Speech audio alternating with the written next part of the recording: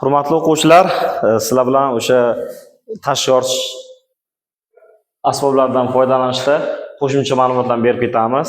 Ya'ni qanday holatlarda o'sha tashqi yoritish asboblaridan quyidagi tartiblarda foydalaniladi. Ya'ni o'sha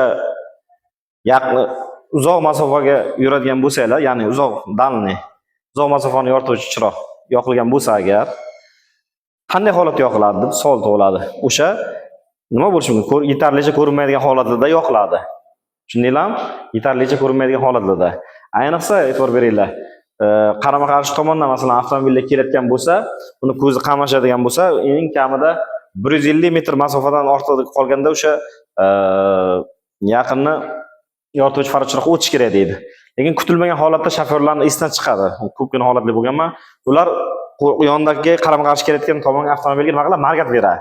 Dalni bilish qilib 2 marta markat qilgandan keyin bu avtomobildagi haydovchi nima qiladi? Dalnisini nima qiladi?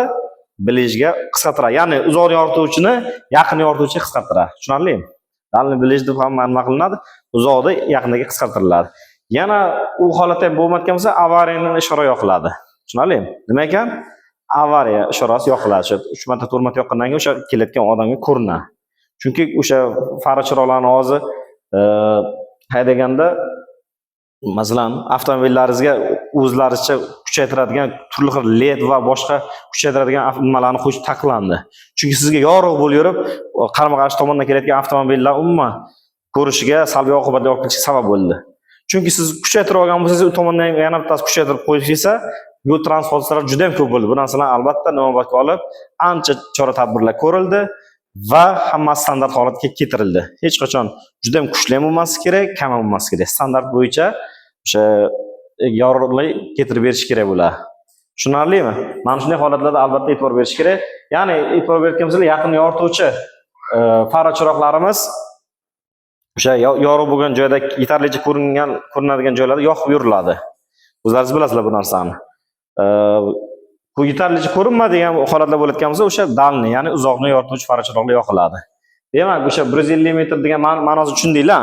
Endi taqriban nima qila olib bo'lmaydi, lekin o'sha markat bo'ladi ko'zingizni olayotgan payt. Ayniqsa siz masalan velosipedda kelayotgan bo'lsangiz, to'g'rimi? Mashinada haydab kelyapman. Sizni ko'zingizni nima qiladi dalni? Uzoq qamashtiradi, ko'rolmaysiz. Mana shunday qila olinadi. Kimlardir belgi beradi. Qo'shimcha ravishda belgilar berib, o'sha shofyorning e'tiborini tortish kerak, jalb qilish kerak. Shofyor o'shanda nima qiladi? Bilishga oladi. Har doim mana shu narsalar albatta shofyor diqqatda e'tiborli bo'lish kerak bo'ladi. Tushunarlimi?